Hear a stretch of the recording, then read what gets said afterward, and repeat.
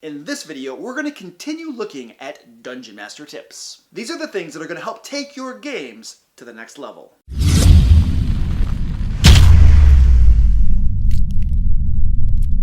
Hey, Lughart here. I have been a Dungeon Master since high school, and this channel is all about helping Dungeon Masters run awesome games. I create weekly D&D videos with information and resources designed to help DMs. So if you're looking to level up your D&D game, roll a crit on that subscribe button down below. And also click that bell icon so that you're notified when new videos come out. Alright, before I jump in, I just want to let you know that this is part 2 in a series of DM tips that I'm currently doing. If you want to watch that series from the beginning, I will put a link up in the card to the first video in that playlist. Alright, so today we're going to be taking a look at Dungeon Master tips 11 through 20. Number 11, avoid solo boss fights. Here's the thing, a really big bad boss all by himself is going to get surrounded and pounded really quick. The PCs are going to mob him and they're going to throw a whole slew of nasty spells at him. Blinded, poisoned, webbed, grappled, prone, paralyzed. Your big bad boss fight that was going to be so cool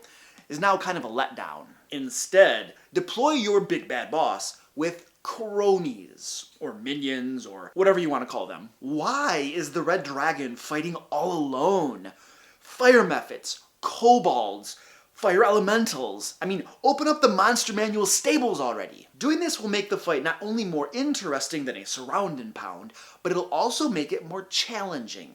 Number 12. Keep an eye on game balance. It can be a temptation, especially for new DMs, to give out a crap ton of magic items early in the game. And I get it, when you're really excited, you might want to homebrew your own magic items and classes and races as well. But here's the thing, Dungeons & Dragons, especially 5th edition, is already very heavily balanced toward the player characters. That means that if you give them lots of magic items, then that balance is going to shift even more toward the player characters, and you're going to have to either adjust your game, making the monsters more difficult or have there be more monsters, or your fights are going to be pushovers. And regarding homebrew magic items, every so often somebody asks me to take a look at something that he made, and I'll be honest, a lot of these are super overpowered when compared to out-of-the-box magic items in the Dungeon Master Guide, for instance. Now, a veteran DM is probably going to know how to adjust for those things. However, a new DM might find himself in trouble pretty fast. And that's about when he heads over to Facebook or Reddit and says, "Help! I've ruined my game! What do I do?" And real quick, before we head on to the next one, I just want to give a quick shout out to Princess Kanuta. She is one of my patrons over on Patreon, and for one of her rewards, she chose to get a shout out on YouTube. So thank you, Princess Kanuta, for your support. I do really appreciate it. By the way, if you're interested in helping support the channel and getting some really cool perks while you're at it, then check out my Patreon page. I will put a link in the description for it. Alright, enough of that. Number 13, combat encounter design. Alright, now here's the deal. I plan on doing an entire series on encounter design because there was so much we could talk about and there were so many different things that we could go into. However, right now, I'm just going to kind of spray you with a whole bunch of different things that should be of use. Use a variety of different monster types in an encounter, not just one. For instance, don't make it just be an orc, let it be an orc and a shaman.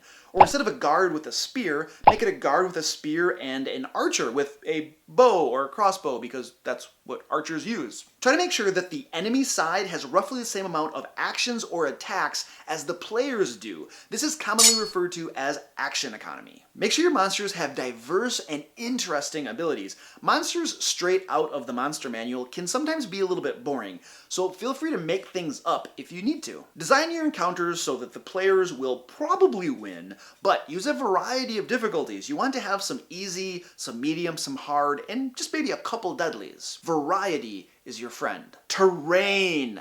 Combat on an empty grid is totally lame and boring and uninteresting. Put stuff on there to spice things up. Some chairs, some tables, make there be a bed, some doorways, some rooms and hallways. If you're out in the wilderness, let there be some pits, some cliffs, some trees, some shrubberies, things like that. Anything to make it more interesting, to make combat on a grid more tactical.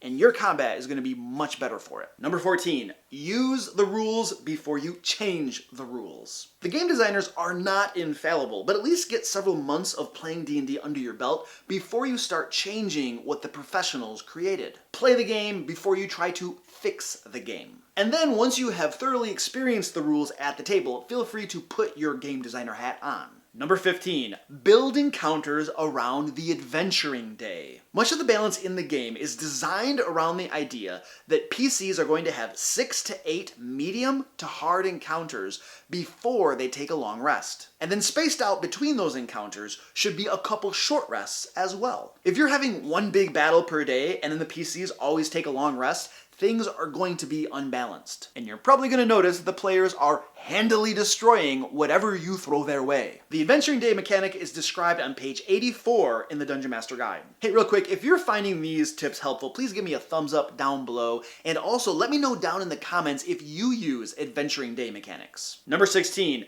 don't be too hard on yourself. I'm going to let you in on a little secret. You are not Matt Mercer, and you don't have to be. You may not spin an incredible narrative story on par with Critical Role, and you don't need to. Here's the thing. If your players are having fun and they keep coming back for more D&D, then you're doing something right. Just focus on making each session fun and interesting, and incrementally, you will become a better and better Dungeon Master. So stop beating yourself up, relax, and just play D&D. Number 17, plan, but don't get too attached to your plans. I said it before, and I will continue saying it, but all things being equal, a Dungeon Master who plans and prepares for his game will ultimately run a more satisfying game than a Dungeon Master who doesn't plan and prepare. However, the nature of Dungeons & Dragons is such that not everything that you plan and prepare is going to get used at the table. Just try to accept that going into it and be flexible enough to allow your players to deviate from what you had planned. Number 18. Make player decisions matter. When their decisions matter, players feel empowered and special. When their decisions don't matter, they feel like the game is on rails and the Dungeon Master has already decided everything that's going to happen. And related to this, make sure that there are consequences for player actions. Did your adventurers kill a few city guards? Well, now they are wanted, and not only will other city guards attack them on sight or maybe arrest them if they're feeling nice, but the city might hire other adventuring parties to track them down, arrest them if possible, or just straight up kill them. How's that for real-life consequences? Make your world behave like a real, living world. Number 19, run an adventure based on a mission the PCs need to accomplish. Don't just plop the PCs down into the middle of the world with nothing to do and stare at them expectantly. Give them a mission and define what it is at the start of the game session. It could be something like escape the dungeon or find the missing merchant,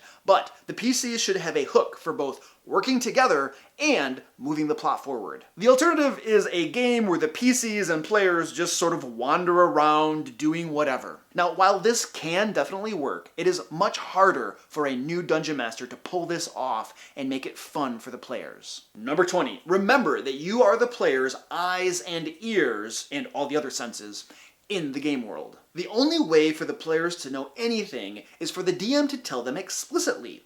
The DM is the conduit for all information. It's important to remember that the players cannot see into your head, so anything that you want them to know, anything at all, you have to actually tell them out loud with words. I don't know if there's any other way to tell people things, but I just wanted to make that clear. I mean, I suppose you could pass them notes or text messages or, yeah, stuff like that. Also, remember to repeat important things at least a couple times. It's very easy for players to overlook or forget something that was only mentioned once. As always, if you have a question or you're having a problem in your game, please let me know down in the comments. I am always happy to help. And until next time, let's play D&D.